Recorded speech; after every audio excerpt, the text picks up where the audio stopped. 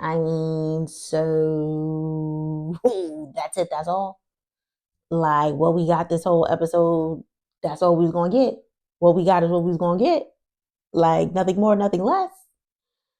I mean, I guess I try to work with what I was given, but it ain't much, so I don't think I'll be here long. But anyways, what's going on, y'all? It's your girl Tanya to be here, and welcome to my chat party.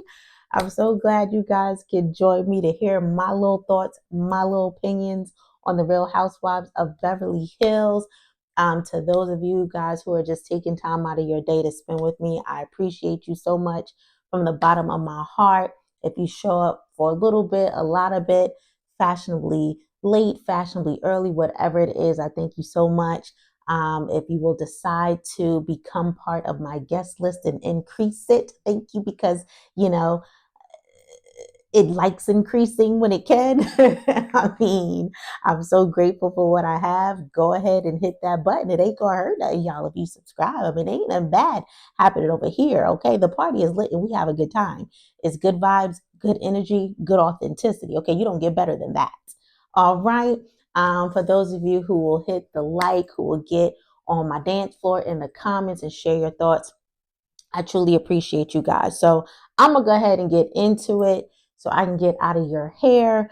This is, again, The Real Housewives of Beverly Hills, season 14, episode number 9. And so we start off with Kyle at her house alone, which is unfortunate, but the way her life is at this point in time. She calls her daughter Porter. She calls her daughter Portia to check in on her. Portia spent the night at her dad's house. I was like, Kyle, you're just trying to low key see what Maurice is doing over there. Don't even front. Okay, talk about something. How was the night at your dad's? Girl, you could have spoken to her when she came back to your house, or you could have called her another time. But at any rate, in that conversation, Portia pretty much mentions that her intent is to possibly meet with her sisters later on to have some lunch. So Kyle is kind of throwing out hints that she wants to join. And in this moment, I'm kind of like, oh man, yeah, you can tell that she just, she needs her support system. She does. It's like she can't even let her girls go out to lunch without her being there because it's a whole different dynamic for her now, right? And you can kind of tell that her daughter was on some a girl now, but at the same time, this is my mom. Let me try not to make her feel bad. Because Kyle kept being like, can you let me know when you think you're gonna go, whatever? She was like, I don't know. She's like, yeah, but can you let me? I was like, Kyle, take the hint, okay? They don't want you there. There'll be other times. So, anyways, Kyle then decides to call Erica. They immediately hop into the meat of it all. Erica says there's just too many people involved in this whole Dorit and Kyle conundrum with this text sitch. And I agree. At the same time, let me be extremely, extremely clear. Let me be clear because just because in my last video, I felt like Kyle was emotionally overcharged and that's where everything was stemming from. It doesn't mean that I don't recognize what she's been all these seasons past, right? I just see it as I feel like her reactions to things at this time is solely because of what she's going through, right? So I'm still going to say that I don't think she was messaging anything inappropriate with PK. I also will say I don't think that she's a victim. I just think, she's feeling things more than she's ever felt because this is, a difficult situation. And so she then goes on a little tangent, right? Now, when she did that about how, her marriage is being questioned and her integrity and this, that, and the third and all the things, I'm like, but girl, you've done the same exact thing every other season with other people and been all up in their Kool-Aid and in their personals. So let's not act like this is just a new thing because it's not. It's new for you because now it's your turn and it doesn't feel right, huh? But it is what it is.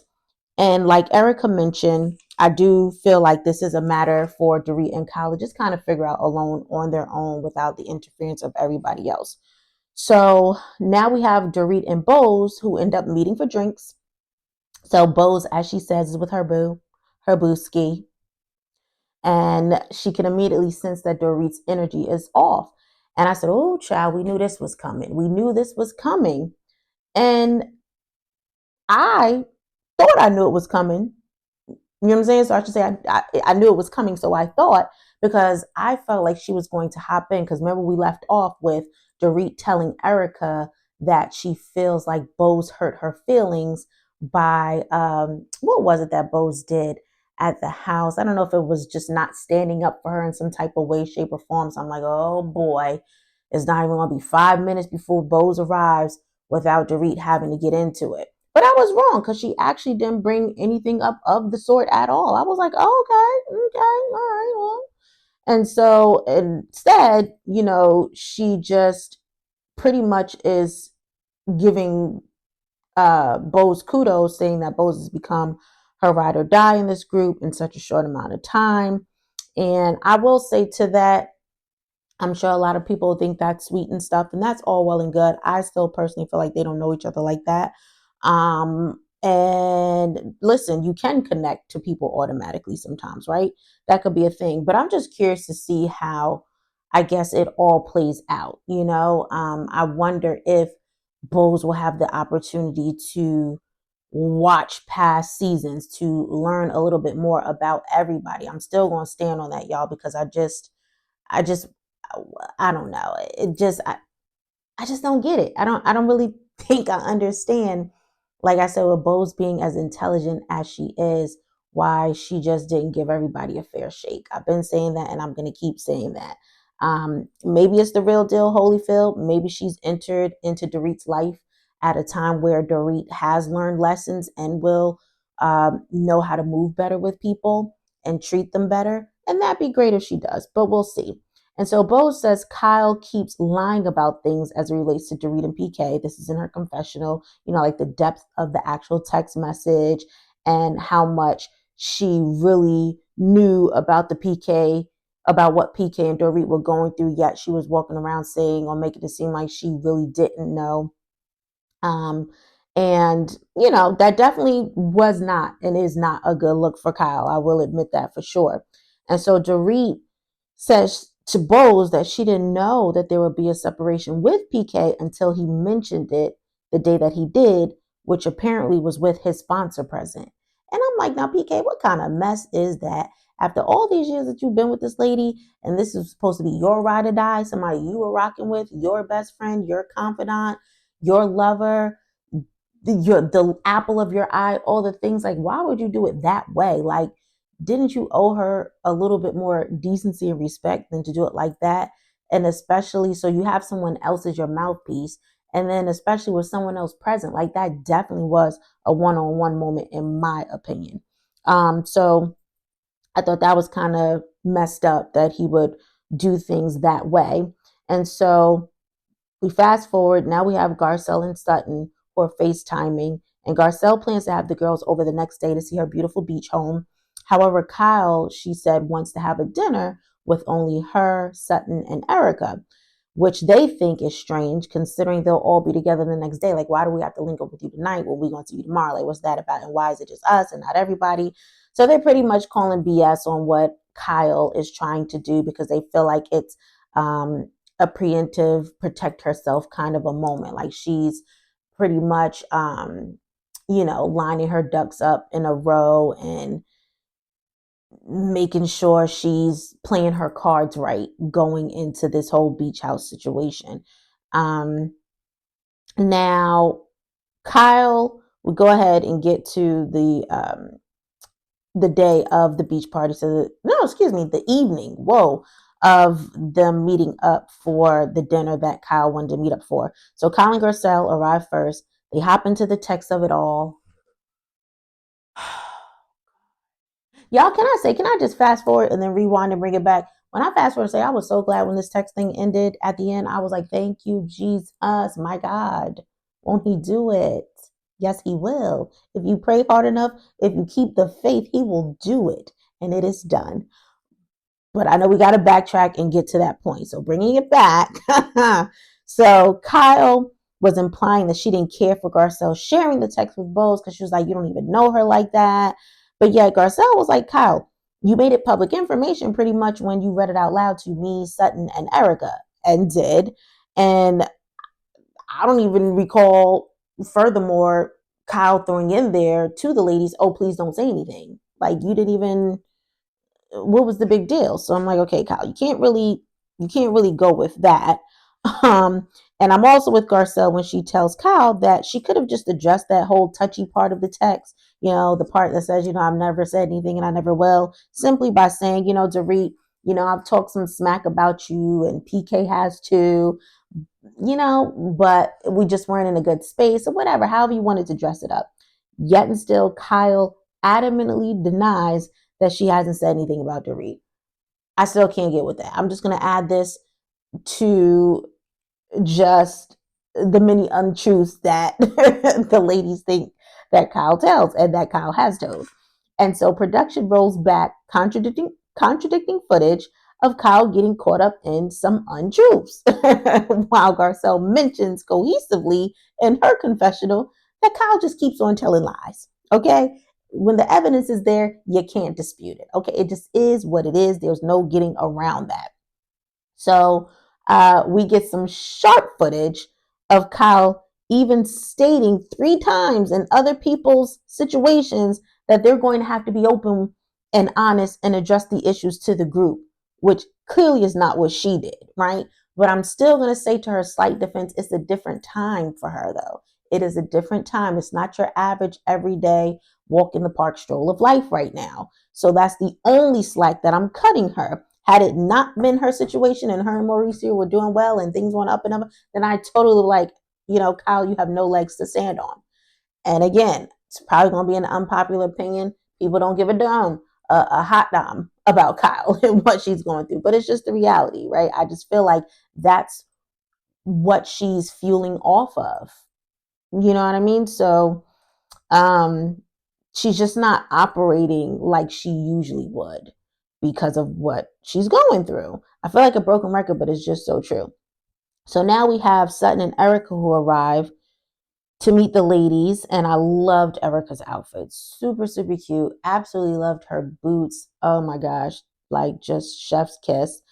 But Sutton with that crop top, the the crop top. I was like, that ain't no damn crop top. They ain't nothing more than a shirt that she had that she pulled into a ponytail in the back and then tucked under, because you could see it awkwardly sticking out in the bag. You could see the bulge. And I'm like, why would she do that and wear that like that would work? Like nobody could see that. I know I did. So I know they did. And I'm just like, of all the clothes that Sutton has, that's the shirt she had to pick. Like, I know she had an actual crop top somewhere. And if she was feeling crop top-ish, I'm sure she could have sent her assistant before dinner to go pick something up. But to do that, unnecessary, Sutton. Absolutely not.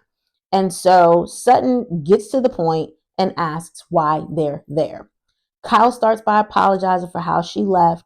Sutton wanted more from Kyle. She feels like she holds herself to a standard different than everyone else in the group. So Sutton just kept going and holding Kyle's feet to the flame. When Kyle said she was sorry for that, well, what are you apologizing for? Well, what about it? And how come that? And how come that? But are you sure you're about? Like Sutton just kept going. And so from there, I felt like Erica was spitting some facts for me. And it's totally because it's in alignment with how I feel. And I think you guys already know what I'm going to say. And that is the lady, Kyle, that is acted the way she did, not because she's above them all, but why, ladies and gentlemen? Why, my party people? Why did she do it? Why, my VIPs? Because she's going through a difficult time. Y'all don't hate me. It just is what it is. I ain't make it up. It's all I can go off of. It's all I feel in this moment, right? So Sutton and Garcelle confirm in their confessionals that Kyle is doing this because it's easier to smooth things over with them, and so that she has allies going into Garcelle's beach house gathering. And Sutton, and actually to that point, initially I kind of felt like I could understand. I was torn. I was half and half per usual, two-sided coin, because I'm like, I could see their point for sure, because Kyle can be sneaky like that, right? And she's done it before. And it made me think about the time before one of the reunions. It might have been the last reunion that they had, Remember when she had sent Dorit that text? Meanwhile, they hadn't been speaking for months. Long super text, just pretty much making sure that Dorit wasn't going to say certain things and playing it cool so that way they could be like on good terms while they were at the reunion. Like she was really being real slick with it. So I could see that. But then at the same time, part of me was like, I don't know if again she's coming from that place in space right now. I just think that she's confiding in and talking with who she's closest with at this time. And I feel like later in the episode we see that it was the latter. Like she really didn't need them as allies. Now that could be too because things went pretty well. So, whatever. But anyways, just a little quick thought that I had. But anyway, so Sutton then says that Erica might be Kyle's minion, but her and Garcelle are not. And she says this in her confessional because she ain't gonna say that out loud with Erica sitting right there. And I'm like, Erica, anybody's minion? Never that. I think not. It's just not part of Erica's personality. Just off the rip. If we want to start with anything, let's start there first. It's just not part of her personality. And furthermore, where have we seen her be anybody's minion? I haven't seen it yet. So that's not true, Sutton. I'm sorry, but it's just not true. Let's go on and get to Garcelle's beach house now.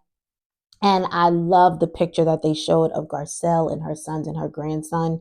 Oh my gosh, just beautiful. She's getting set up with her crew and all the things. And I just think Garcelle is so super sweet. I don't know if you guys pay attention, but I always love her interactions with people. She's always so polite and just kind and down to earth. And I even feel like I remember when she went to Kyle's party and the guy that was giving her the tattoo, I feel like I caught a tail end of him pretty much telling her she was so sweet. And I'm like, Garcelle, she really is. She treats everybody with kindness, from the people bringing her plates in a restaurant, the people, the waiters and the waitresses bringing her plates to whomever. Just I love it. And that's why I love her. And Garcelle is absolutely, one of my favorites. But the ladies now gather at Kyle's house to meet first, and then they're gonna, go on over to Garcelle's. Jennifer Tilly looked so cute, Gucci down. I was like, okay, come through, honey. I see you. Loved it. Simple, but really cute. And Dorit shares with the ladies that her son Jaguar apparently saw a post online that she had made and asked if her and daddy were getting a divorce. And I think that's terrible. And, just kids having to deal with these things because they don't understand, right? They haven't been through life yet, really, at least not to the extent of having to deal with, you know, a situation to that extent and the things that parents have to go through and what they have to think about, not knowing that the kids are, for the most part, a lot of the times, you know, a big topic of consideration when leaving or not leaving. Most people stay because of kids, right? Or most people just put on a front because of their kids. They're protecting their kids like Dorita's protecting her kids. So I just can't imagine how tough that is for her as a mom, because I know how I feel when my sons are hurt by anything, even if it has nothing to do with what's going on in my household. I don't want them hurt at all. So I can't imagine having to explain that to them and console that and get them to understand that. And we know oftentimes too, as kids get older, when they come from broken homes, sometimes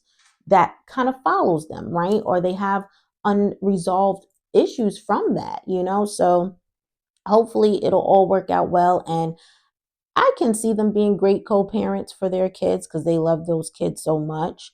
But sometimes it's just not the easiest thing, right? Because a lot of times people can't get past one another to really see it for the kids and what's in the best interest of the kids. But hopefully they will. And, Jaguar just kind of throws out a statement to his mom, like, well, will you guys be best friends? And she was like, yeah, well, I hope so. So hopefully all will be well. But in this moment, as she's still talking, Sutton, with her rude self, as they say, and she was, interrupts and says, speaking of best friends, Garcelle just wants this to be a good day, just fun, pretty much no drama, yada, yada, yada. So we should probably get going because it's a long drive there. And I'm like, could your timing be any more off, Sutton? Now, see, I was defending you in the beginning, but now, I mean, I just can't. I just can't keep rocking with you and these behaviors because they're coming way too frequently. Like, why would you do that? Why wouldn't you allow her to get out her thoughts, her last and final thoughts, and then say, you know what I'm saying? Dorit, I hate to cut you off. Hopefully we'll talk about it more in the car, but it's a little drive there. So we probably should get going. You know what I mean? I'm just like, oh my gosh, seven. Anyway, so they get to the beach house, and I'm gonna go ahead right and fast forward to the doggone $700 Dolce and Gabbana toaster of it all from Jennifer Tilly. I like when I say that's a gift of a gift of a gift. Meanwhile, at the same time, because she's got it like that, I know that $700 is like more so 70 cents to her. I'm like, can you throw one of them 70-cent toasters to me, child? Because it would be nothing for you. Beautiful toaster. I didn't even realize or know that they made toasters from Dolce and Gabbana. When you live the life, you just live the life. Okay. I guess when you know, you know. When you don't, you don't. Maybe one day I'll know, but I ain't there yet. And so they then golf cart drive to the beach. Regarsell has a nice setup, bar included. I thought that was a nice touch because I haven't really seen that yet from what I can recall, just having a setup of a bar on the beach like that while they're doing like, their meal. And so Kyle and Dorit end up slipping off and having their millionth talk or millionth one-on-one, maybe not for this particular situation, but just in general.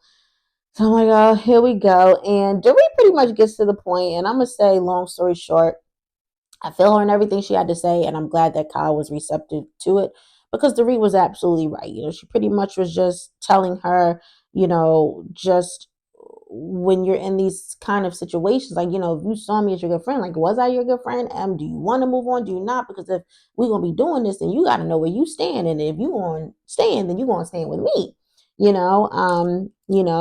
and she said she pretty much just wanted to know where her loyalty was in this situation. And I get what she was saying. It just all boils down to, again, if you want to do your thing to support your friend as a girlfriend, then that's what you need to do. Whatever is going to make her the most comfortable, whether you agree with it or not, just as long as it's something that doesn't alter who you are or that's, not hurting anybody, you know what I mean? You already know what it is. And so I'm glad, like I said, Kyle just understood so that they didn't have to argue and go back and forth. And, hopefully she got the point of it all genuinely deep down inside.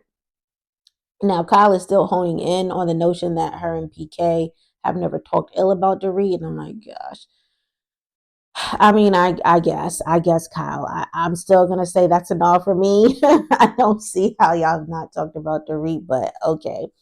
So Dorit just asked that the same respect Kyle would want is what she expects for herself. And that's real. That's completely fair. So Kyle is willing to show up for Dorit, like I said, and stick together with her, just as a sister girl would. And as I've said in an earlier video, I think they could really use each other's support in this time of their lives rather than wasting all this energy and time arguing with one another because they're going through the very same subject matter, marital issues. Okay. So it's like, why not be there to lift each other up and laugh and have some good cries together and some good wine and some good food and some good nights out and some good sleepings? Like, y'all need each other. Some good deep talks where you won't share her stuff like you wouldn't share PK stuff. Like, that's what y'all need. So I was like, at this moment is where I get to rejoice when they hug it out because the text gate of it all is over. It is over, y'all. It is over. It is over. This thing bet not. Oh, it bet not. I mean, it bet not come up again. Please, let's be done with it. Wrong was as wrong as wrong on all fronts, whatever fronts, whose front, that front, her front, his front, Kyle's front is done. Okay? Don't want to hear nothing else about it. So I'm glad the ladies are just laughing, talking, having a good time. They released some lanterns while making a wish. The lanterns are going all over the place, so good luck on that. But anyways, y'all, that was it. That's all they gave us. That's all we got. So a little lackluster, but apparently it's supposed to rev up again as we saw the, what's to come, the previews in the season, and we see Sutton's going to be acting up again. I mean, I'm just like... Just when you think you might have a little hope for something, nope, let that hope go right on out the window because it's not gonna happen. So, anyways, y'all, don't be no prude. The music is on. The dance floor is kind of lit. I would say kind of not as lit as I would like to be because again, they ain't give us much for our party to go with. You know what I'm saying? Like, I don't know. I think this is one of my least favorite episodes of the season so far. So y'all gonna have to judge it up for me on that dance floor. Do some two-step, do some twins, some spins, some twists, some turns, something to liven it up, to let me know what you thought. Communicate with me, y'all. Y'all have been so shy. And I know people have been viewing. Let me know what you think. Talk to me. I don't bite. Okay. I need to know. At the same time, if you were not in good spirits and you didn't have a good day, I hope this video found you in good spirits. I hope that your next day, today, whatever day it is, where you are will be much better. I will be back next week to do it all over again. Until then, y'all know exactly what I need y'all to do. Y'all stay up, y'all stay blessed, and I'm out. Peace.